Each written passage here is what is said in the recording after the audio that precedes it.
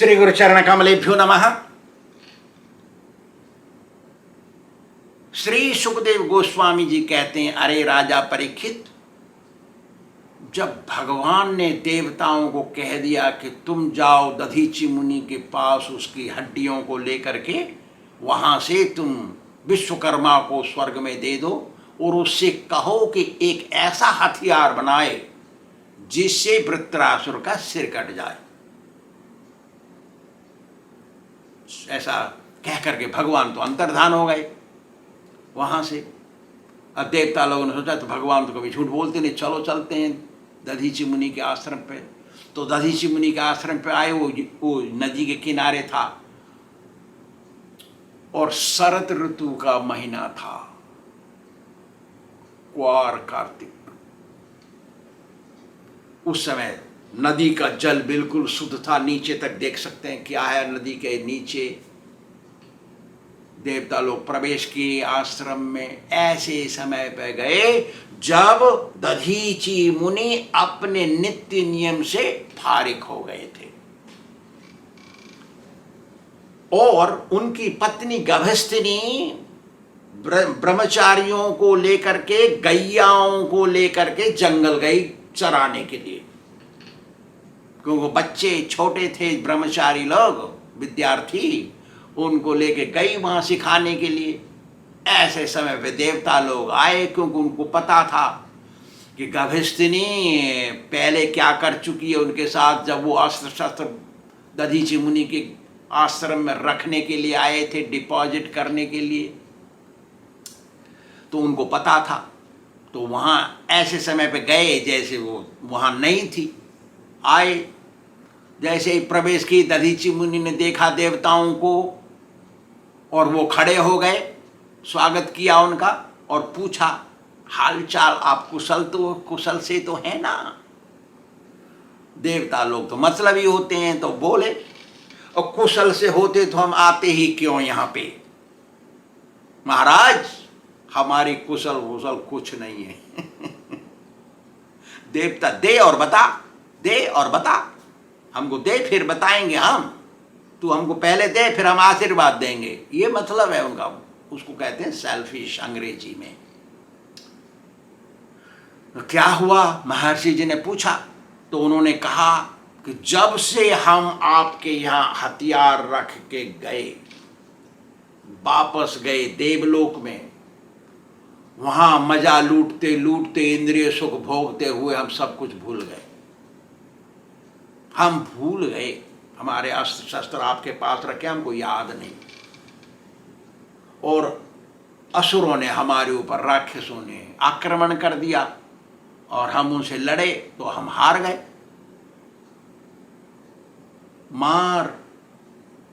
मारे फिर रहे हैं हम, कष्ट के मारे।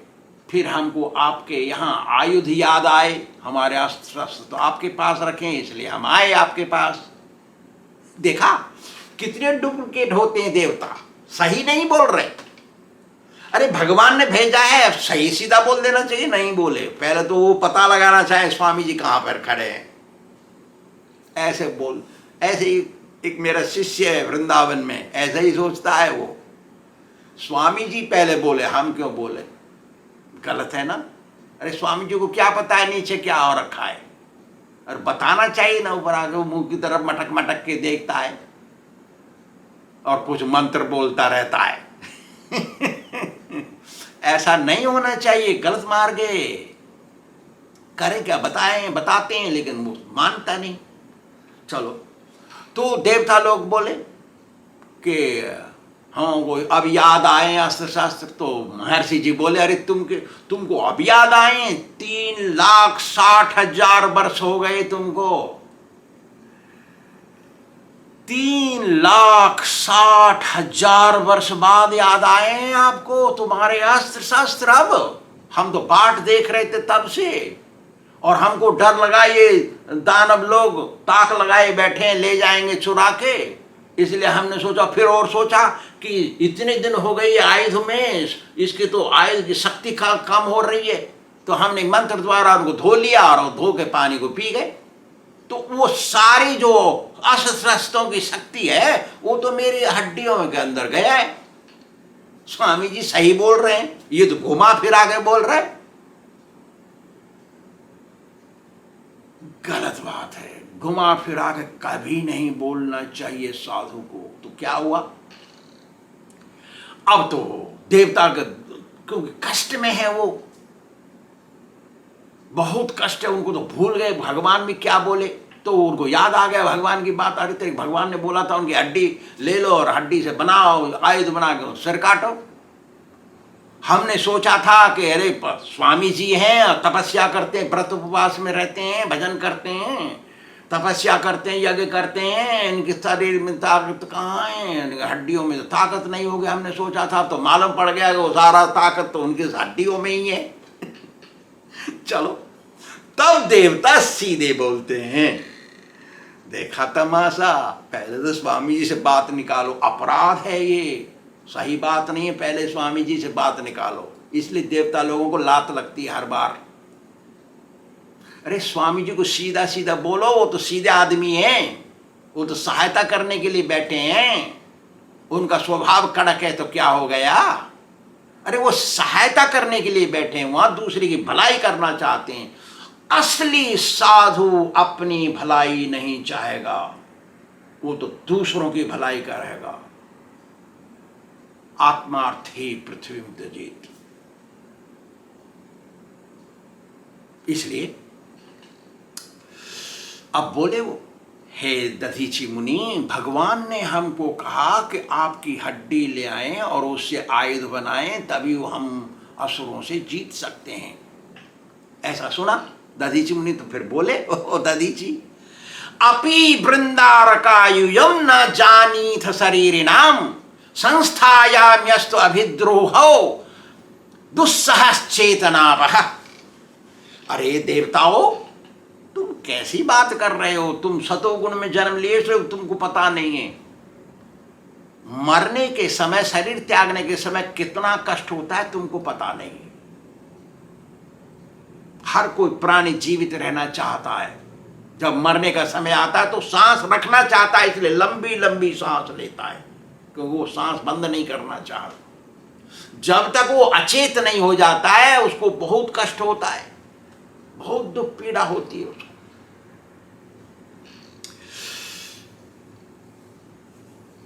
दधीची मुनि देवताओं की तरफ देख करके फिर बोले आगे, जिजीविषूणाम जीवानाम आत्मा प्रेष्ठ एहेप्सिथा का उत्सहेत तम दातुम भिक्षमाणाय विष्णवे।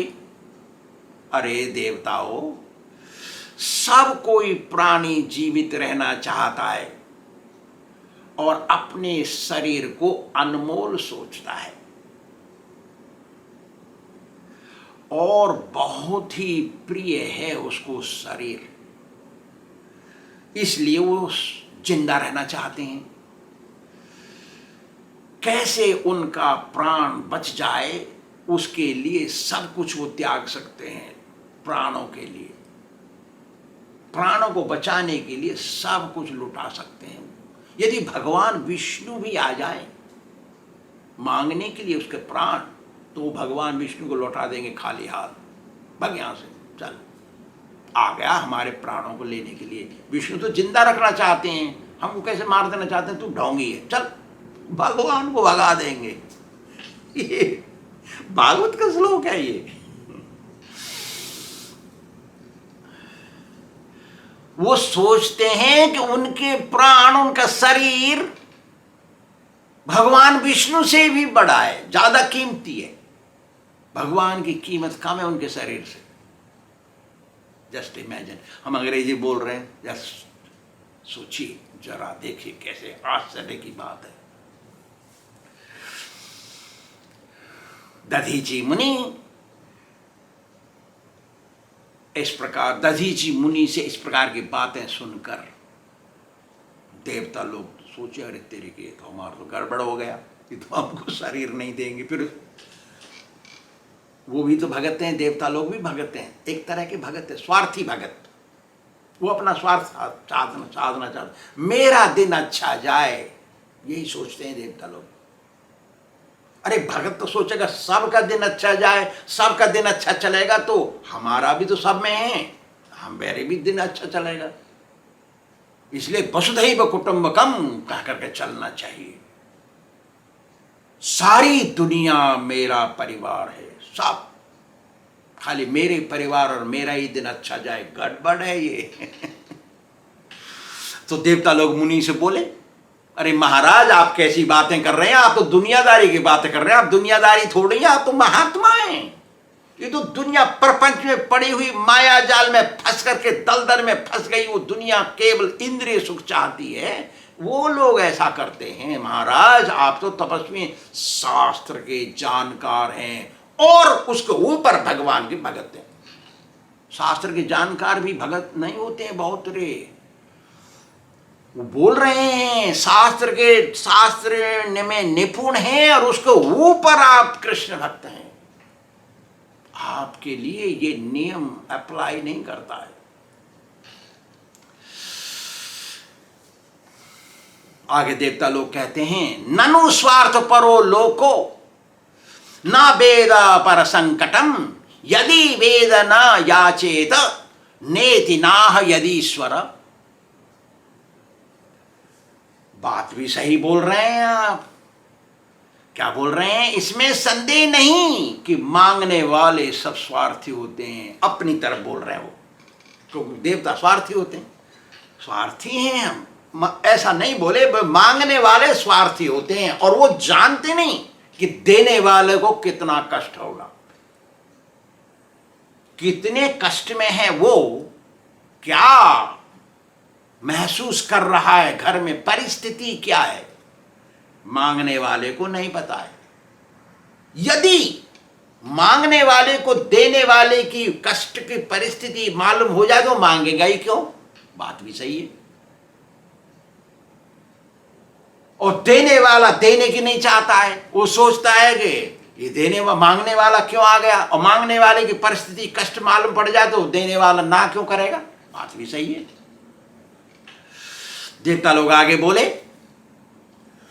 सभी लोग अपने शरीर से प्रेम करते हैं, स्नेह करते हैं, शरीर की रक्षा के लिए वो सब कुछ कर बैठते हैं, सारी व्यवस्था करते हैं, शरीर के घर बनाते हैं और वर्षा से, जाड़े से, गर्मी से बचाते हैं उसको, और शादी करते हैं सुख भोगने के लिए, शरीर सुखी रहे, बच्चा बनाते हैं, भगवान से प्रार्थना करके अच्छा बच्चा पैदा हो, बुढ़ापे में सेवा करेगा, ऐसा।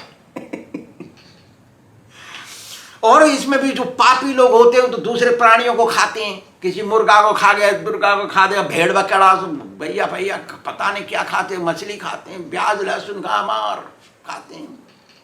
ऐसे पापी दुरात्मा भी होते हैं, उनको नरक में जाते हैं, वो वहां पे दंड मिलता है उनको, ऐसे बोल रहे हैं देवता लोग। और फिर ये गरीबों का शोषण करते हैं, पैसा बनाते हैं, मक्खी चूस होते हैं, दान नहीं देते, पुण्य नहीं करते, ऐसे पापी दुरात्मा लोग। आप तो इसमें नहीं है, आप तो महापरोपकारी हैं, धर्मात्मा हैं, आप तो देवताओं से भी अच्छे हैं, ऐसे बोल रहे हैं। देवता लोग आके कहते हैं, कोई भी आदमी अपनी प्रिय वस्तु को मांगने आ जाए तो मांगने वाले को शत्रु की तरह देखते हैं। बात भी सही है। और मांगने वाला दीनहीन होकर प्रणाम करके भी मांगे तो भी मना कर देंगे उसको। आजकल तो दुनिया मांग रही है, मांग के शराब पीती है, बीड़ी पीती, चाय पीती है, इसलिए देने वाले नहीं देते, अच्छी बात है। लेकिन देना चाहिए किसको? शुद्ध भगत को। शुद्ध भगत को दे तो भगवान के पास सीधा जाएगा वो। इसलिए जो बुद्धिमान होते हैं वो चाहते हैं, वो सोचते हैं कि मेरे शरीर से कुछ अच्छी काम हो जाए, मरूं उससे पहले, मैं मर जाऊंगा, सारा धन संपत्ति जो दिन जिंदगी भर कमाया है वो तो कोई दूसरा प्रयोग करेगा और मेरे को नरक भेज देगा, शराब पिएगा ना, क्या करेगा वो। इसलिए मैं जब तक जिंदा हूं, मेरे शरीर से, मेरे संपत्ति से, मेरे ऐश्वर्य से कुछ भगवान की साधु की सेवा हो जाए तो धर्म करेगा। अक्लमंद आदमी। अरे करना चाहिए शरीर का उपयोग, धर्म संपत्ति का उपयोग अपने हाथ से, जिससे भगवान को मालूम पड़ा अरे तो कुछ करके आया, यमराज को मालूम पड़ा इसने कुछ किया है, जमदूत तो उसके पास मत जाओ, ऐसा होना चाहिए, बात भी चाहिए। तब देवता लोग अब एक इतिहास बोलते हैं स्कंद पुराण का कि भगवान ने साधु का स्वरूप बनाया और एक शेर पकड़ा जंगल में से, गए मोरध्वज के पास। मोरध्वज एक राजा का नाम, बहुत धर्मात्मा, भगवान का भगत, असली आदमी। उसको एक ही संतान, उसका बेटा, और कुछ नहीं, आगे नहीं पीछे नहीं, कुछ नहीं। आ गए महात्मा, प्रणाम किया, राजा ने बैठाला। तो भगवान तो हैं, वो तो साधु का स्वरूप बनाया, तो साधु नहीं है वो असली, वो तो गड़बड़ है, अंदर भगवान है। भगवान कोई भी स्वरूप धारण कर सकते हैं। तो साधु महाराज बोले, मेरा शेर कितने दिन से भूखा है, उसको तो मांस चाहिए। तो राजा ने कहा ठीक है, अभी अरेंजमेंट करता हूं। अंग्रेजी में बोलते हैं फ्लैश, मीट नहीं बोलते। मीट तो प्राणियों के मांस को बोलते हैं, मनुष्य के मांस को फ्लैश बोलते हैं। तो उनको मनुष्य का मांस चाहिए बोले वो। तो राजा ने कहा अच्छा मैं इंतजाम करता हूँ, कहीं मुर्दे को उठवा के लाएंगे वो। नहीं नहीं ऐसा नहीं, तुम्हारे बेटे को खाना चाहेगा। तो उसका एक ही संतान, बुलाया, बेटा चला, 15 वर्ष 12 वर्ष का बच्चा चला आया। देखो महात्मा जी का शेर कितने दिन से भूखा है और तुमको खाना चाहता है, क्या क्या सोच रहे हो? राजा ने पूछा। तो बेटा बोला, अरे मेरे सौभाग्य की बात है, मेरे शरीर दूसरे के काम में आएगा, मैं तो बड़ा भाग्यशाली हूं। कौन कहेगा ऐसा? कितना सौभाग्यवान होगा कोई ऐसा कहेगा?